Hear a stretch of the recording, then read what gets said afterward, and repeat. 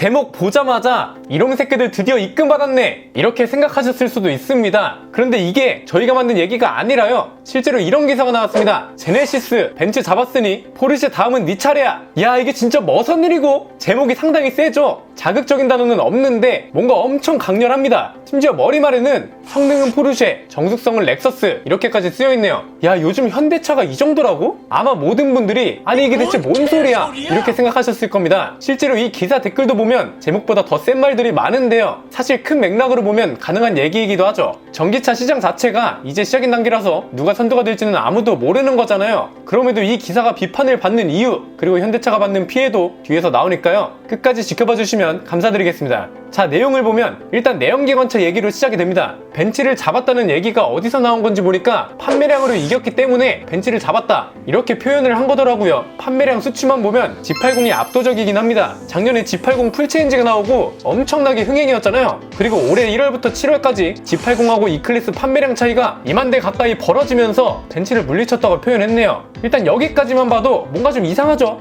사실 요즘 시대가 판매량만으로 차를 평가하는 시대는 아니잖아요. 그렇게 따지면 준대형 세단 중에선 그랜저가 최고죠. 뭐하러 제네시스, 벤츠, BMW 이런 차를 사요? 더 좋지도 않고 비싸기만 하잖아요. 만약에 여기서 제시된 자료가 글로벌 판매량이었다면 조금 납득이 쉬웠을 겁니다. 그런데 국내 판매량이야. 이걸 가지고 벤츠를 잡았다고 할 수 있을까요? 판매량이라는 게 시장 환경이 정말 민감하잖아요. 글로벌 자동차 제조사를 가지고 있는 나라에서 자국차가 가장 많이 팔리는 건 그렇게 특별한 일이 아닙니다. 한국에서 한국차가 가장 많이 팔리는 것처럼 미국에선 미국차, 유럽에선 유럽차, 일본에선 일본차가 가장 많이 팔리니까요. 지금 이 내용을 보면 한국에서 한국차가 더 많이 팔렸기 때문에 유럽차보다 좋은 거야, 약간 이런 느낌인데, 글쎄요, 판매량만 가지고 이렇게 단정 짓는 건 좀 아니지 않나 싶습니다. 일단 여기까지 벤츠를 잡았다는 내용이 나오고 그 다음에 바로 G80 전기차 얘기로 넘어갑니다. 가격이 8천만 원이 넘고 보조금 받으면 550만 원 정도 줄어들고 가격은 웬만한 벤츠 E클래스보다 비싼데 지난달 말 기준으로 2,000대나 넘게 계약이 됐다.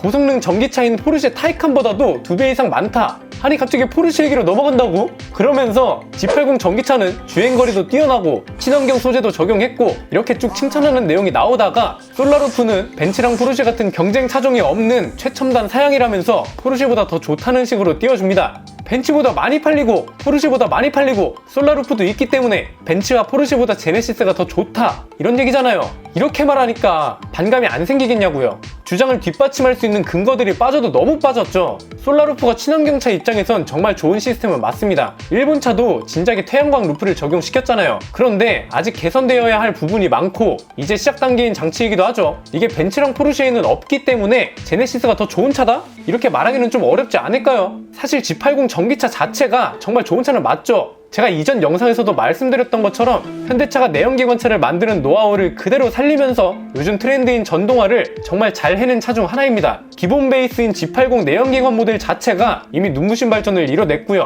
지금 계속 보고 있는 이 기사 내용도 전체적으로 보면 G80 전기차가 얼마나 좋은가에 대해서 서술을 한 건데 거기서 조금 더 띄워주려다가 무리수가 된 게 아닌가 싶네요. 기본적인 베이스를 판매량이 더 많기 때문에 더 좋은 차다 이렇게 깐 건데 판매량 하나만으로 차의 좋고 나쁨을 따지기 어렵다는 건 너무 잘 아시잖아요. 사실 이런 기사들이 종종 나오죠. 이건 진짜 더 좋다고 느껴서 그렇게 쓰신 걸 수도 있는데 오히려 이런 기사들 때문에 현대차를 향한 반감이 생기는 건 아닌가 싶습니다. 차라리 현대차가 직접 나와서 이런 얘기를 했으면 오히려 느낌이 달랐겠죠. 상상을 해보자고요. 신차 발표회에서 현대차 임원이 이제 막 대중화가 시작된 전기차 시장입니다. 그렇기 때문에 저희 현대차는 선두주자가 되는 것을 목표로 그 어느 때보다도 열심히 노력하고 있습니다. 메르세데스 벤츠, 포르쉐와 같은 쟁쟁한 브랜드들을 따라잡고 전기차 시장의 선두주자가 될 수 있도록 우리 연구진들이 정말 많은 노력을 하고 있습니다. 소비자분들이 직접 타보시고 평가해주시고 개선해야 할 점도 여과 없이 말씀 주시면 적극적으로 참고하여 전기차 시장의 선두주자가 되겠습니다.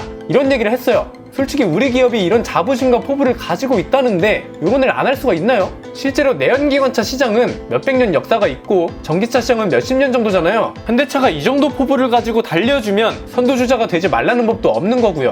그런데 현대차가 하지도 않은 얘기들로 기사에서 무리하게 띄워주면 이게 과연 좋은 효과를 가져오는 건지는 모르겠습니다. 사실 현대차가 전기차로 벤츠나 포르쉐를 잡겠다고 말한 적도 없잖아요. 오히려 G80 전기차가 지금 나오는 다른 전기차들보다 좋은 점이라든지, 그리고 그 비교군도 너무 큰 차이가 없는 차들로 해서 강조를 좀 더 해주고, 동시에 이런 것들이 개선된다면 다음 세대 전기차는 다른 브랜드들이 충분히 긴장해도 될 것 같다, 이렇게 나왔다면 오히려 더 좋지 않았을까 합니다.